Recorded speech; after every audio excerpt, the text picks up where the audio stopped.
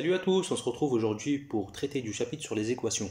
Alors on est désolé pour le retard pris, mais on reçoit énormément de messages par rapport aux écoles et on a vu que voilà, c'est un choix très important et c'est pour ça qu'on a priorisé ça par rapport aux cours. Mais vous inquiétez pas, on va tout rattraper et à la mi-août vous aurez tous les cours, vous pourrez bien travailler bien calmement, nous poser toutes les questions que vous avez sans souci, sans problème.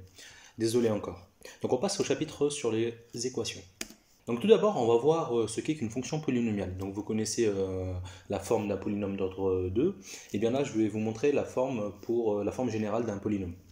Et donc la forme générale d'un polynôme, c'est p de x qui est égal à a0 plus 1 fois x plus tata j plus an fois x puissance n, avec ai qui sont des réels.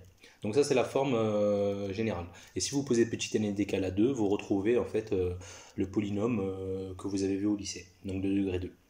Ensuite, faut pas confondre ordre et degré. Donc, vous pouvez me dire, oui, mais on n'a jamais vu ce que c'est que l'ordre. Bah, en effet, parce que l'ordre, en fait, je parle d'équation différentielle, donc je cite que le nom, mais en fait, une équation différentielle, elle peut être d'ordre 1, d'ordre 2, et des fois, les étudiants font la confusion entre ces deux notions.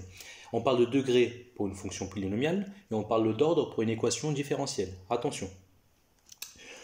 Si vous avez des questions par rapport à ça, n'hésitez pas à les mettre en commentaire ou à nous envoyer des messages dans les réseaux sociaux. Ensuite, on va décrire ce qu'est que la racine a d'un polynôme. Donc on dit que a est racine de p si p de a est égal à 0. Donc ça, c'est pas un scoop, quoi. Donc vous le savez déjà. Ensuite, une équation polynomiale de degré n a exactement n solutions dans C comptées avec multiplicité. Donc compter avec multiplicité, en fait, pour vous donner un exemple qui va expliquer en fait ce concept-là, eh bien c'est, si vous vous rappelez, lorsque vous avez delta est égal à 0, donc si on prend x moins 1 au carré qui est égal à 0 comme équation, eh bien sa solution c'est x est égal à 1. Mais x est égal à 1 est compté avec multiplicité 2. Parce que quand on a delta est égal à 0, on a une solution double. Donc c'est ça en fait ce concept de multiplicité. Et si vous avez un polynôme de degré 3 par exemple, eh bien dans C vous devez trouver 3 solutions exactement. Dans R vous devez trouver au plus 3 solutions. D'ailleurs vous montrerez en prépa qu'il existe au moins une solution réelle lorsque vous avez un polynôme de degré 3. Mais si vous voulez on peut en discuter dans les commentaires, la démonstration n'est pas très difficile. Donc ensuite, on peut écrire aussi donc la forme factorisée, donc on l'avait vu pour les polynômes degré 2 dans le premier chapitre, et bien là ici on le généralise, donc de cette façon-là, avec an fois x moins x1, 3 petits points, fois x moins xn, avec les xi qui sont solution de p de x qui est égal à 0, les xi sont pris avec multiplicité. Donc maintenant vous savez ce que ça veut dire multiplicité.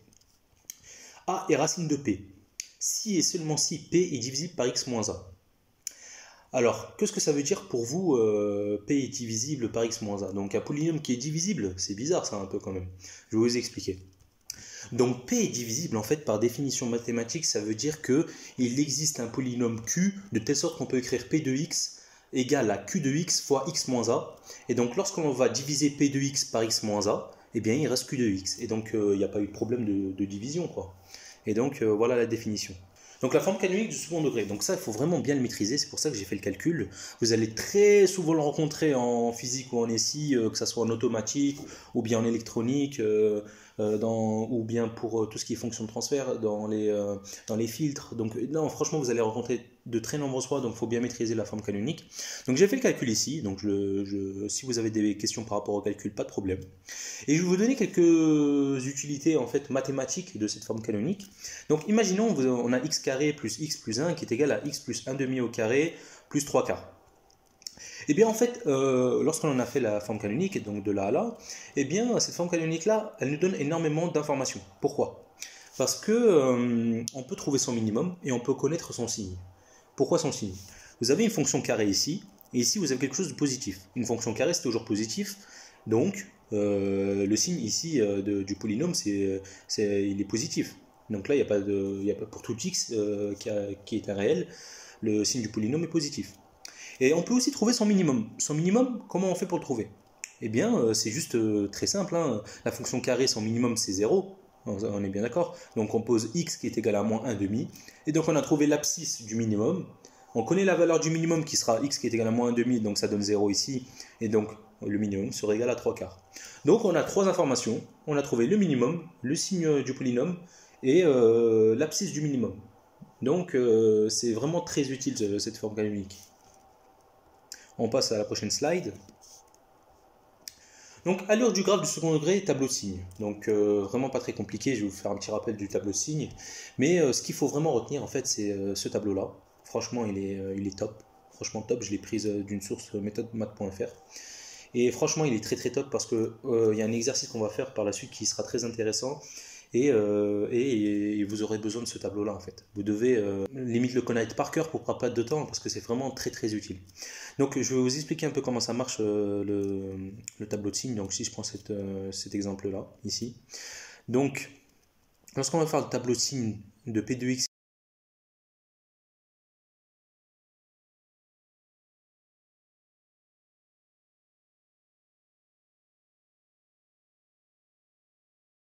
un polynôme est défini dans R, donc il n'y a pas de problème de définition ici.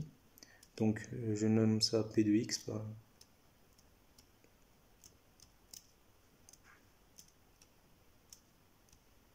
Là ici, je mets des zéros parce que ça veut dire qu'en fait, c'est ici en fait pour le x1 et x2 que le polynôme est nul, quoi. Donc la fonction polynomiale est nulle.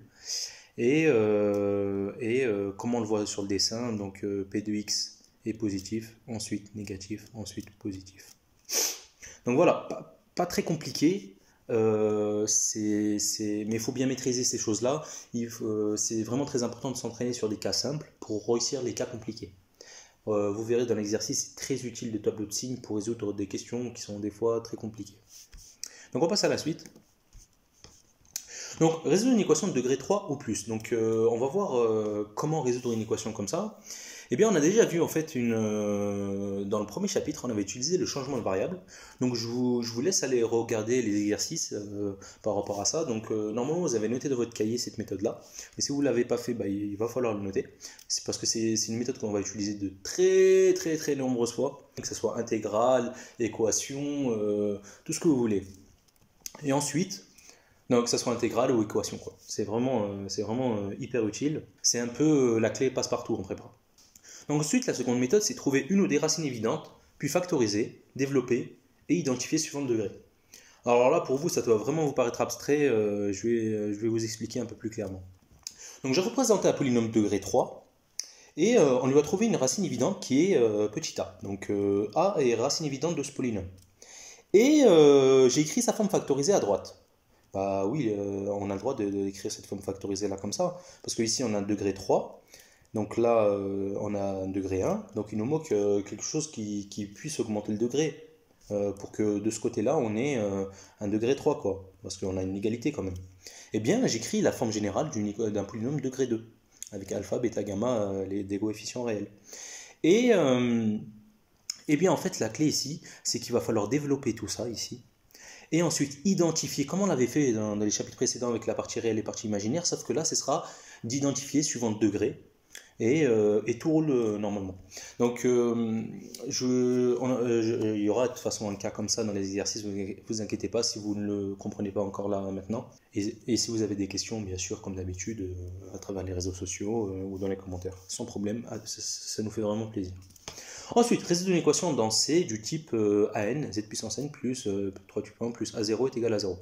Donc lorsque vous avez une équation de ce type-là, faut faire quand même assez gaffe. Donc si on ne peut pas résoudre avec, comme d'habitude, delta, machin chouette et tout, eh bien on peut poser z sous forme algébrique, exponentielle et trigonométrique.